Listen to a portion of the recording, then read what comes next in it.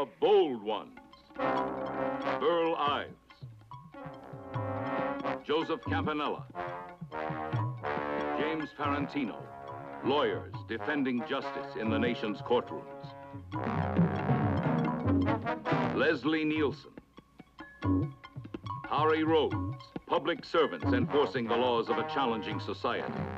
E.G. Marshall. John Saxon. David Hartman. Doctors expanding the horizons of the new medicine. The Bold Ones.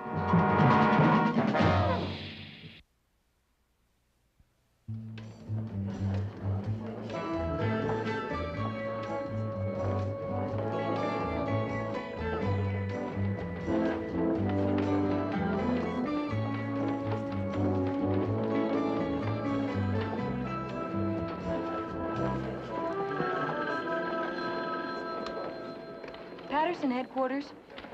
Pardon? Oh, yes, sir. Just a moment.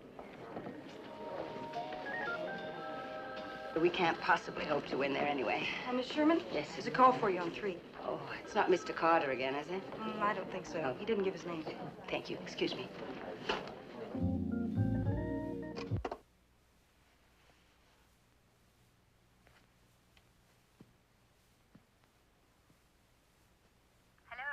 Hello, Ellen. Who's this? You've forgotten my voice so quickly. Of course not. How are you? Splendid, thank you. Steve asked me to call. He wants you to meet us here in his apartment. He has something very important to tell you. I see. May I speak to him? He hasn't arrived yet. He should be here in about 5 minutes. What's the meeting about? He's giving me back my old job. Which may be why he doesn't want you to say anything about this call. Not till he discusses it with you. All right. I'll leave now.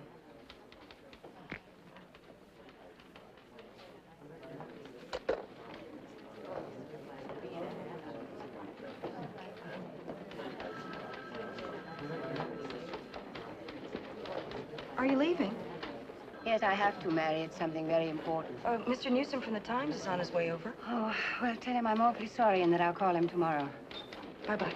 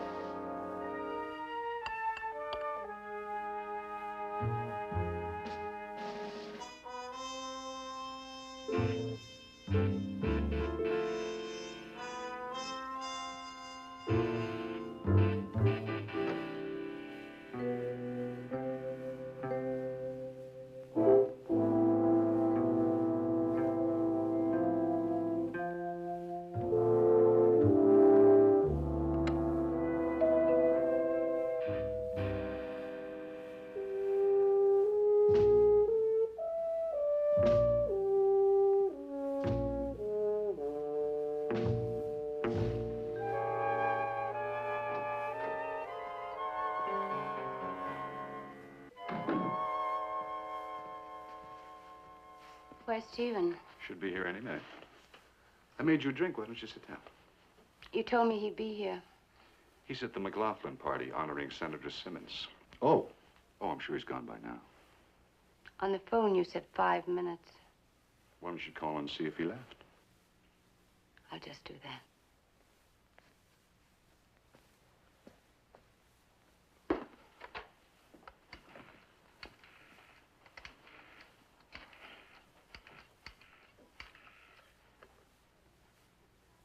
Hello, this is Ellen Sherman. Has Mr. Patterson left yet? How long ago? I see. Thank you. How long ago did he leave? 5 minutes ago. I still don't understand why you're here and he isn't. How did you get in? I met him here before he left. Why don't you relax? Enjoy your drink.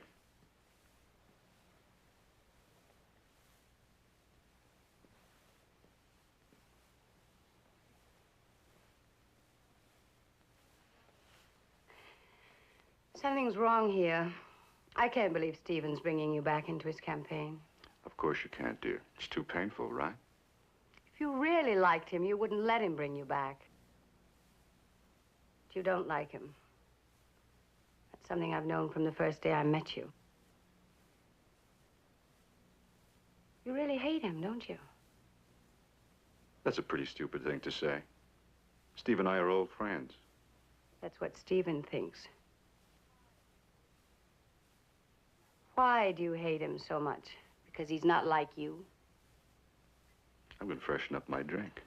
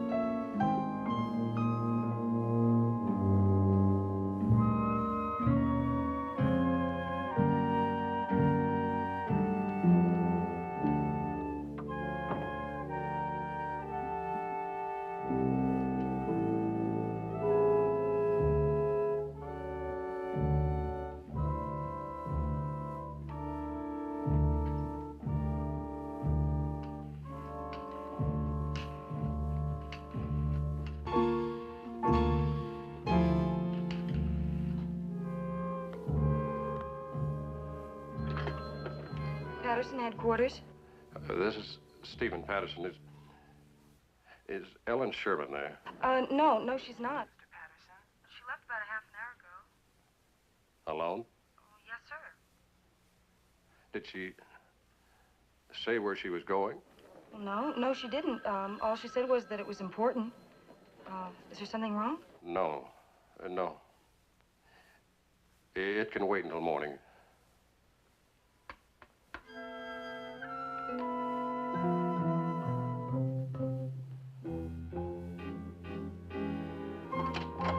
Steve, it can't be as bad as you look. Sit down. Well, this is the earliest I've been up since I left the farm. Well, let's start with the worst. What happened? I did something last night. Something very stupid. Something I very much regret. But I did it, and I'm stuck with it. And I need help. Your help. What did you do? My first instinct when somebody hits me is to hit back a little harder. I guess that's... Well, come on, tell me, what did you do? I haven't slept.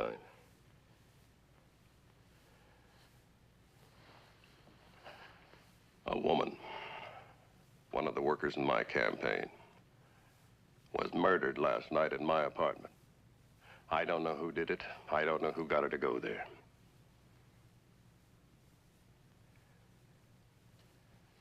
This campaign is the most important thing I've ever undertaken. I thought Somebody killed her to keep me from winning. I knew I could call the police, and I'd be cleared eventually. But not soon enough. Not until after I'd lost.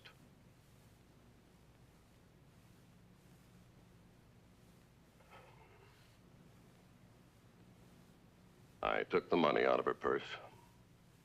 I carried her down the service stairs of my building, drove to her apartment. I left her body under an oleander bush near the entrance. Then I threw the empty purse in a vacant lot, drove back to my apartment. I sat, drank coffee, thought about it. By dawn, I realized what I had done, how stupid and how wrong it was. But I've done it, and I'm going to live with what I've done. I'm not going to let whoever killed her win it all. He's won enough already. Steve, you've never run for public office before. You haven't had time to collect the usual quota of enemies. Are you sure this crime was politically motivated? Yes. By your opponent? No. No, his methods are crude, but it's not criminal. Walt, a newcomer to politics, is an outsider, an interloper. He makes his own special kind of enemy. What if I advise you to change your mind?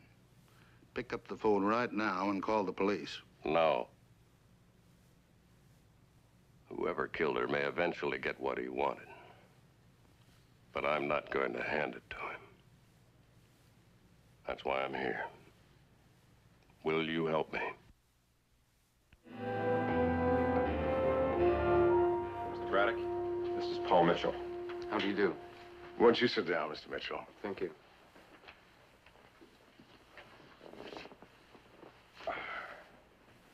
Would you mind calling me just Paul? No, not at all. No one ever calls me Mr. Mitchell. I once played the son of a district attorney. Tom told me you were an actor. I hope the district attorney was a fair and reasonable man. Well, actually, I played his illegitimate son. I see. Tom tells me that you have some important information on the Sherman case. I saw him, Mr. Braddock. I saw him carrying a woman to his car and then push her body inside. You saw who? Well, didn't he tell you? Yes, he told me. But I want you to tell me in your own words. It was Patterson. Stephen Patterson. Are you sure? I'm positive. I recognize him because, well, it sounds funny now, but I was going to vote for him. The woman you saw, can you remember what she was wearing? She was wearing a green dress and had kind of dark brown hair. Paul, I want to thank you for coming in. Mr. McMurray will see that you get home. And I'll be talking with you again very soon. Thank you very much, Miss Braddock.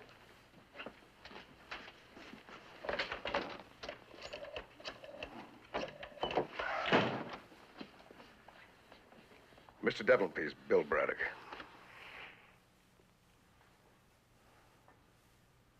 Hello, Mike. The last piece just fell into our laps. It's a beaut. We've got him nailed. Give me the word, Mike, and I'll arrest Patterson in the morning. I'm Neil Darrell. I'm representing Mr. Patterson. McMurray with the DA's office. Mr. Patterson, you warrant? Is this the warrant? They put one of my bar knives in a bag. Took a record off the player. I hope you boys had sufficient cause for the search warrant. We did. In fact, we'd like your client to come down to headquarters with us. With your permission, of course. Yeah, as long as you don't mind if I tag along. Not at all.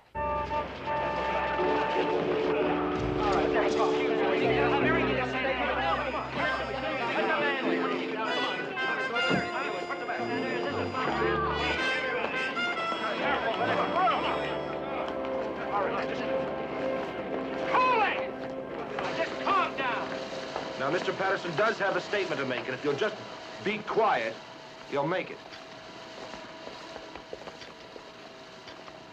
You know as much about the grand jury decision as I do.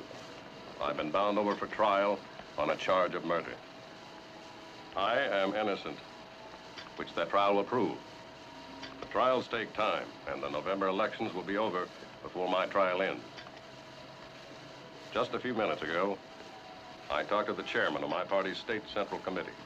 I told him that I could not run for election with a grave charge such as this still unresolved. I then offered my resignation as a candidate for the coming gubernatorial election. The committee meets tomorrow to act on it. That's all I have to say. Where's your wife, Mr. Patterson? My wife and I have a ranch just outside Santa Barbara. Our children go to school there. That's where my wife is, with our children. However, she is on her way to Los Angeles right now. Mr.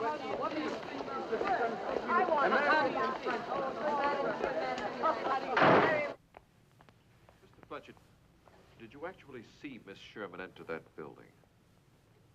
Well, no. She paid the fare, and then she headed toward the front entrance of the building, but I drove off before I actually saw her go in. Well, what time did you pick her up at Patterson's headquarters? According to the dispatcher's report, it was 10:55 p.m. Well, then you must have left her at the La Brea West apartment sometime before 11:30 p.m. Is that correct? Yes, sir. It only takes about 15 minutes to drive from Patterson headquarters to the La Brea West. In normal traffic? Yes, sir. Was the traffic normal on that particular night? Yes, it was. You dropped her off at about 10 minutes after 11. Yes, sir. I would say that. Thank you, Mr. Fletcher.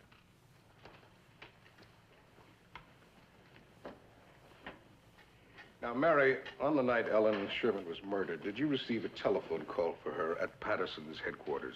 Yes, I did. Did you recognize the voice on the other end of the line? No, not really.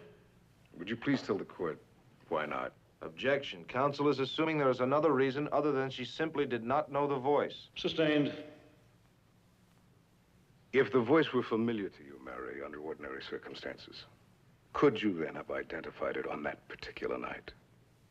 No, I don't think so. Why not? Well, because there was this loud music in the background. Did you speak to Ellen Sherman before she left? Yes. Did she, in your opinion, seem upset? Objection. Counsel is not only leading the witness, he's asking her to draw conclusions. Your Honor, I merely asked you, the witness, what she observed. Overruled, Mr. Darrell. Proceed, Mr. Braddock. Now, Mary, after the telephone call in question, did Ellen Sherman's behavior seem to you in any way different? Yes. How? Well, she seemed upset. I see. You mentioned the reason you couldn't clearly hear the man on the phone was because of loud background music. Did you recognize that music? Oh, yes, I did. How? Well, my roommate has that album. Mary, is this the album you heard? Yes. May the record album Brazil My Way by Alberto Montez be introduced in evidence as People's Exhibit A. It was previously identified as having been found in Stephen Patterson's apartment, on the record player, to be exact. Thank you, Mary. Lieutenant Morris, did you hear the testimony of Dr. Dane stating that the wound was made by a knife with a blade 171.45 millimeters in length and 25.18 millimeters at the base? Yes, I did. And you say you found in the defendant's apartment the knife fitting those dimensions exactly? Yes. I refer to State Exhibit C. Yes, I found it in his apartment. Assuming, Lieutenant Morris, and we're only assuming that the knife in question was used to stab Ellen Sherman, what conceivable reason could the defendant have had to remove the body but leave the knife behind? Objection, objection. No one could answer a question like that. Mr. Nichols is merely presenting argument. Objection sustained. Lieutenant, Is this the only knife in the world with a blade 171.45 millimeters long and 25.18 millimeters wide at the base? I wouldn't think so. Don't look back now. There'll be a recess soon. When we get up, I want you to tell me if you recognize the man sitting on the aisle. He's wearing a gray pinstripe suit and tinted glasses. Who is he? Those dimensions That's what I was hoping you'd tell me. He's been here almost every day. I wouldn't know that either. The prosecution has introduced no evidence about blood on the knife. Any idea why? It was washed afterwards. Oh, really, Lieutenant? You know the knife was washed after being used as a weapon? How? No, sir. I don't know that. No, sir. Then why did you say it?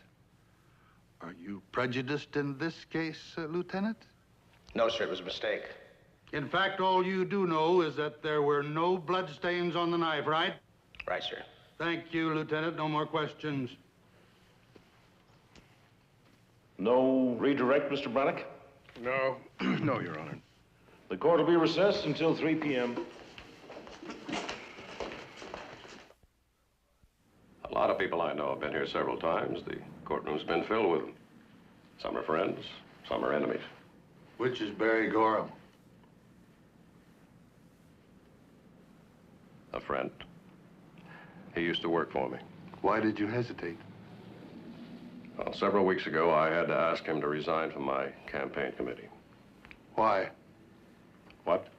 Why did you have to ask him to resign? This comes under the heading of privileged communication, doesn't it? If you wanted to. I do. Very much. I've known Barry Gorham since my college days. We were good friends.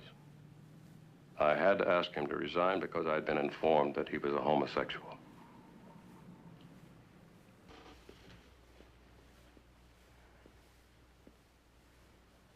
Mr. Mitchell, when did you report what you've just described? To the police, I mean. Well, I'm not very good on dates. Well, Mr. Patterson was not arrested until 3 days after the murder of Ellen Sherman. Now, did you make this report immediately? No. Oh? Well, when did you make it? I think it was 2 days later. 2 days? Why? Well, it was that long before I read the description of the woman they found murdered. And that she was wearing a green dress and had dark brown hair. You saw a man carry a body out of the rear door of a building in the middle of the night, put it into his car, and you didn't bother to report it? No, I thought she was just probably drunk or something. Until I read the description and realized it fit the woman I saw that night. Well, you must have been standing very close to the car, Mr. Mitchell. Why didn't this man see you? Were you hiding? No. I was just standing there in the shadows. 2 or 3 feet away. No, it was more like 15 or 20 feet away. Yet you recognized the defendant? Yes. Oh, well, was it a bright night? Was there a full moon? Well, maybe not full. It rained that night, Mr. Mitchell. There was no moon at all. Well, there's a light over the rear door of that building. A spotlight? No. An especially bright light? No, a regular light. I know that building, Mr. Mitchell. And the light is quite dim, isn't it? I said it was a car light that really made it clear who he was. From 15 or 20 feet away. Yes. Mr. Patterson has a very distinctive face. I recognized it. What were you doing there, anyway? That isn't a street, is it? No, it's an alley. What were you doing in an alley? Walking. You know, when you're walking just to be walking, an alley will do just as well as a street. Besides, it fit my mood much better. Your mood? Your Honor, may this witness be kept available for the remainder of the trial? Do you have definite plans to recall him? Yes, Your Honor. Mr. Mitchell, please keep yourself available. You don't have to remain in court, but stay in the building while court's in session. But I've testified. I've told you everything I know. Please comply with the court's request. Court is hereby recessed until Monday morning at 10 a.m. Mr. Gorham. Yes? I'm Neil Darrell. I was just wondering if of Nichols, Darrell, and Darrell. Yes, that's right. Which Darrell are you, the first or the second? It's a family secret. Would you mind answering a question? Not at all. Where were you the night Ellen Sherman was murdered? Why? Let's just call it idle curiosity. You'd call it that. I'd call it an ugly implication. I have no idea of where I was that night because I have no reason to recall it.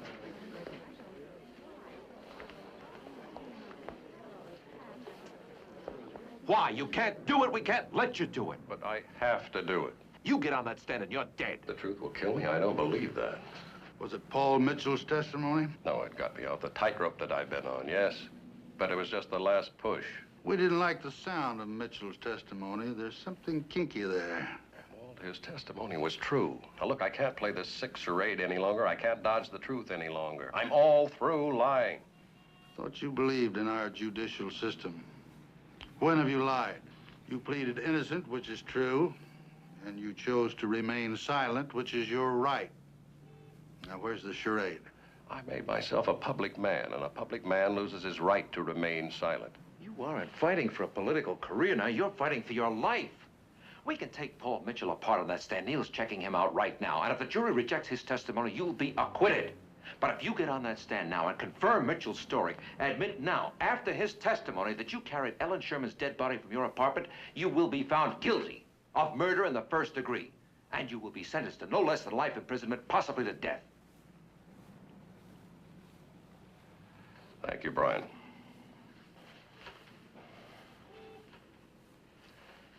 I'm sorry to do this to you, to both of you, because I know you believe in what you're doing. But I don't. I don't believe in anything I have done from the moment I first saw Ellen Sherman's dead body. Why, excuse what I did because I had all the proper sensations of regret. And, quote, it was too late to change what I had done, end quote. Remember how adroitly I rationalized it? Don't let the killer achieve his end. Fight back. Fighters are good people. Of course, I don't have to tell you what it was really about. You've known from the start. That's right. Ambition is the word. Pure, undiluted, hungry ambition, and what's wrong with that? You do think you'd make a good governor, don't you? Maybe even a good president. I committed a crime for it, Walt. That's what's wrong with it. You committed a misdemeanor. That's right. Moving a dead body is a misdemeanor. Now you want to offer yourself up on a murder charge for that? No. No. But that's what I am charged with. And I can't sit there any longer saying nothing. I have to tell what I did do and what I didn't do and take my chances for a change. With the truth.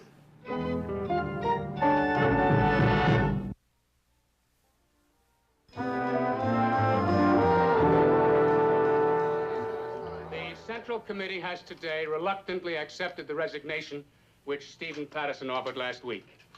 And I am extremely proud that they have chosen me to be the party's candidate for governor. Thank you. Mr. Hines, Thank you very Mr. much. Hines, Yes. what made him decide today? Paul Mitchell's testimony? Oh, I doubt that very much. I don't think there's a leader in our party who believes Stephen Patterson is guilty.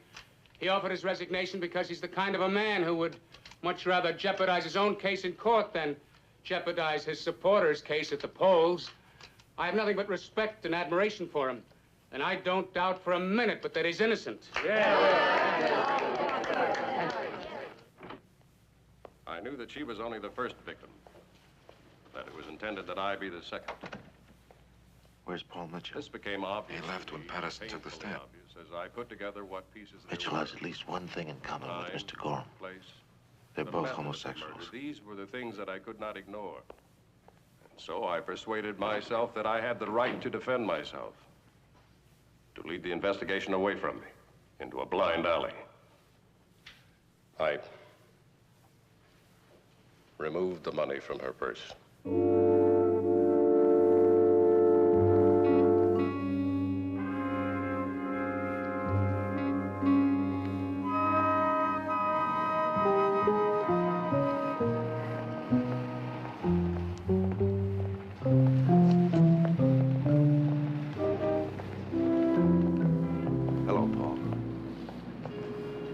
wrench in court. You're missing the main event. Well, why aren't you there? I'd brush up on my tough guy characterizations if I were you. It's not very convincing. Look, I'm not in court because... Well, because my testimony hurt Patterson the most, and I didn't want to stick around and watch him bleed. Sorry, I don't buy it when you do nobility either. I think you do a much better job. With some other feeling. How about remorse or guilt? What are you talking about? I'm talking about your testimony. No, what I'm really talking about is your good friend, Barry Gorham. Gorham? Look, I don't know anyone by the name Yes, of you Gorham. do. He must be a very close friend for you to perjure yourself.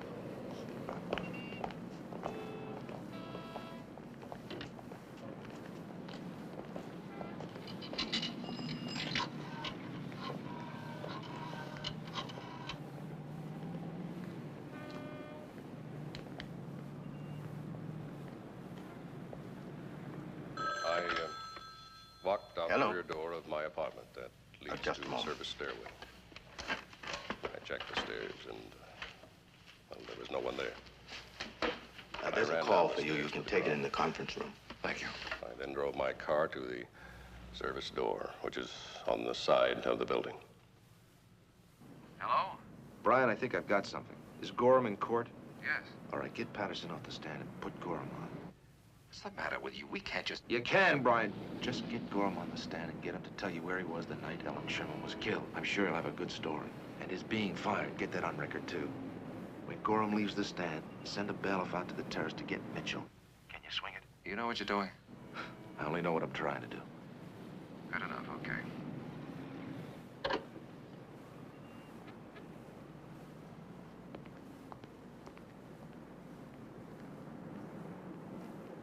Paul? What's the matter? You look nervous. I'm not nervous. No? Well, you ought to be.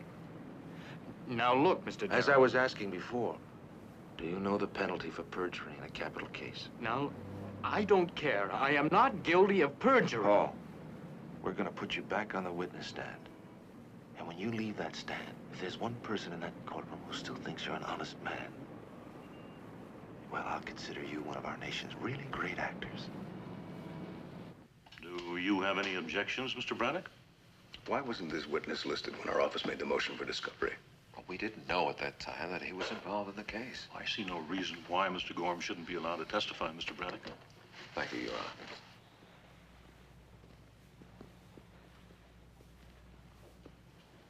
I wish to call Mr. Barry Gorham to the witness chair.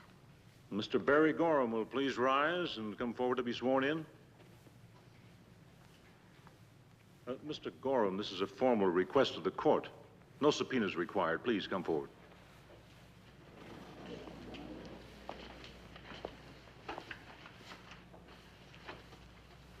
Do solemnly affirm that the testimony you may give in the cause pending before this court should be the truth, the whole truth, and nothing but the truth. This you do under the pains and penalty of perjury. I do. Be seated.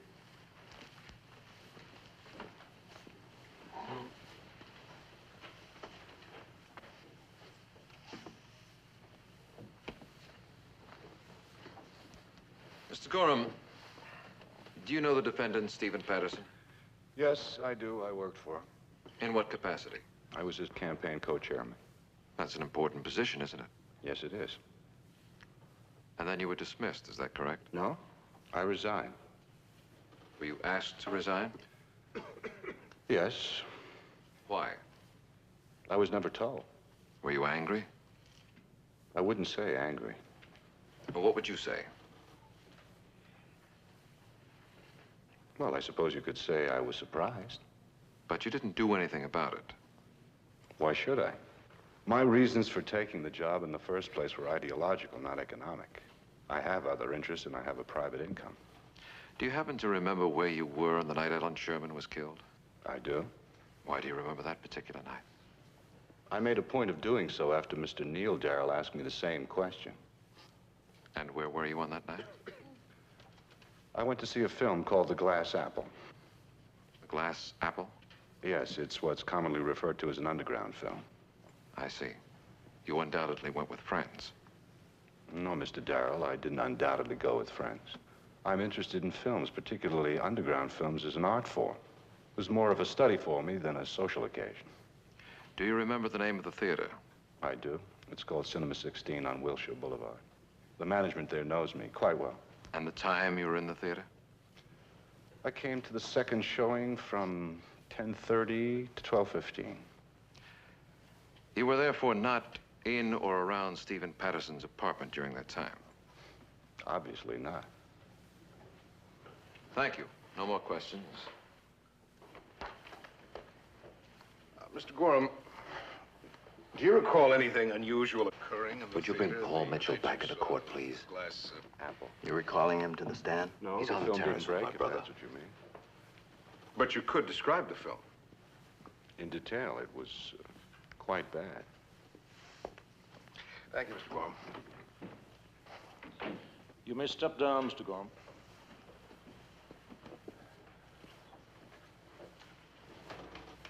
Defense recalls Paul Mitchell to the witness chair, Your Honor. The bailiff will be returning with him momentarily.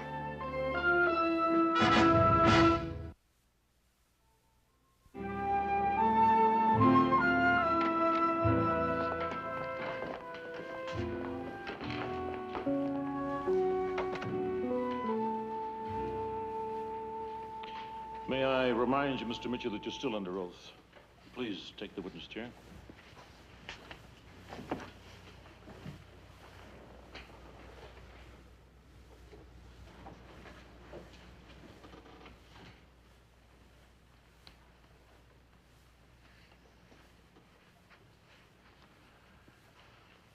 Paul, you testified that, under oath, that you saw the defendant, Stephen Patterson, place the body of a woman in the front seat of his car. Is that correct? Yes. Would you like to change your testimony in any way? No. No, why should I? Because if a witness has failed to tell the truth, he can often avoid a charge of perjury by admitting he could have been in error.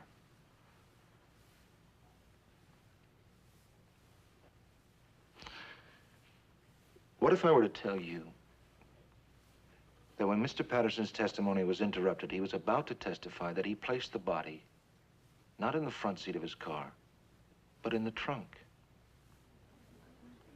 And what if I were to tell you that type B blood, the same type as Ellen Sherman's, was found by experts employed by us in the trunk of the car? Objection, Your Honor. That question is based on surmise and assumes facts not yet in evidence. Overruled.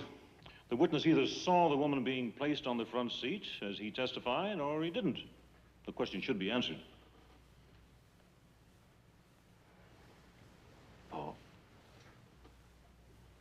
what if I were to tell you that? What if Mr. Patterson's testimony, supported by blood tests, proved that a small part of your testimony was false? Now, wouldn't you want to correct that?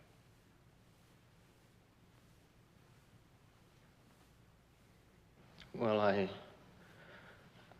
don't think that's perjury. I mean, anyone can make a slight mistake. Are you saying you made a mistake? Well, Where did Mr. Patterson put the body?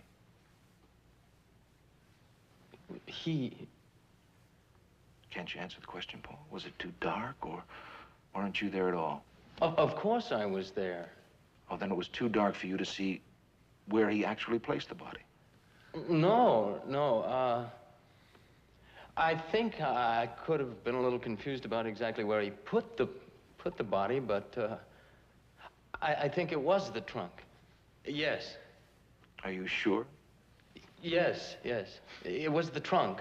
But you testified earlier that you failed to report this incident because you thought the woman was probably just drunk. Are you now asking us to believe you saw the body of a woman being put in the trunk of a car and you concluded she was just drunk? No, you confused me. As I remembered, it was the front seat. Do you really want to reverse yourself again, Paul? That's a very dangerous course. Wouldn't it be wiser just to tell the truth while you still have the opportunity? I've told the truth. I mean, everything that I described happened.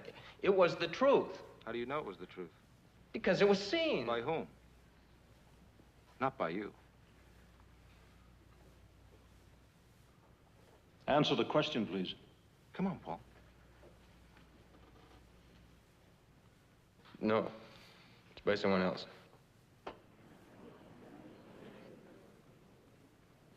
I don't think the jury heard you. He was seen by someone else. By whom? By someone who couldn't testify because he'd be considered a prejudiced witness. Now, maybe he made a mistake exactly where the body was put. I don't know. But he saw what happened, and he asked me to testify in his place and in the interest of justice. The man you're referring to, the one who actually witnessed this event, is he in this courtroom? Well, come on, Paul. Look, I'm sick. It's all right, Paul. Just answer the question and we're finished. I can't. I'm going to be sick. Mr. Mitchell, I direct you to answer the question.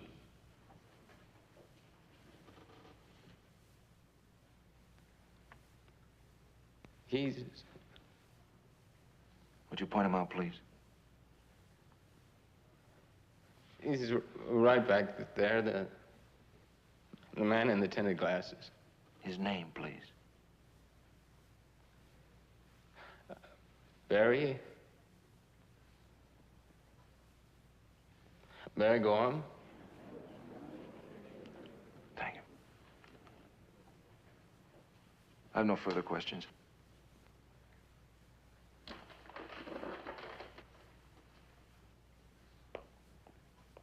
Your Honor, may I approach the bench with Mr. Braddock? You may.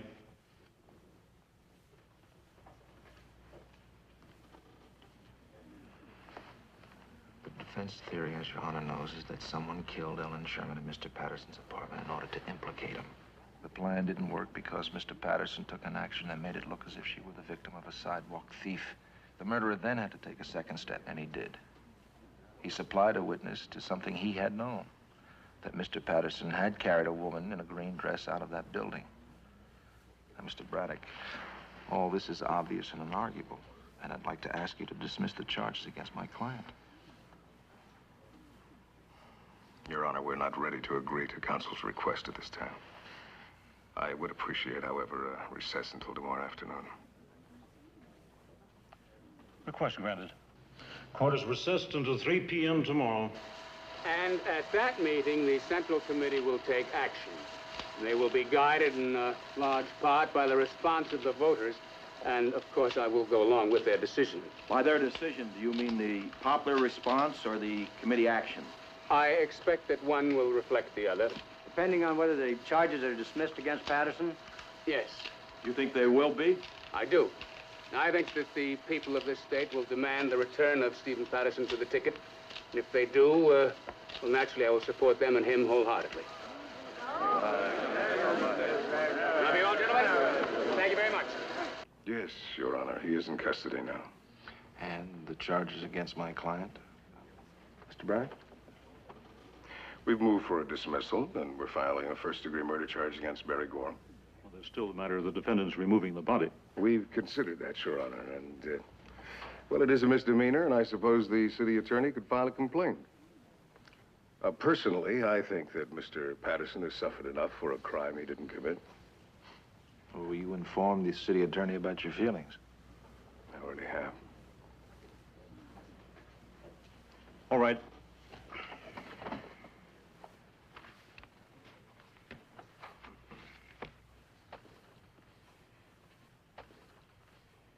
The charge of murder in the first degree against the defendant, Stephen Patterson, has been dismissed.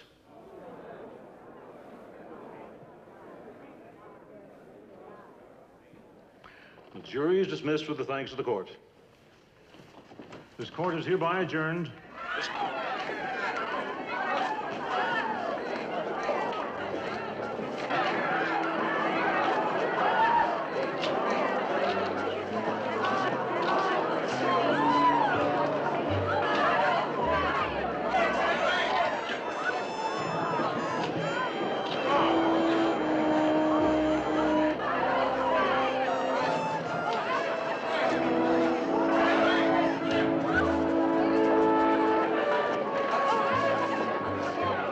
Ryan, any opinion on how public reaction goes? Oh, 90-1 in favor of Patterson. What's your guess, Walt? I never discuss politics or modern painting, which I feel have a lot in common.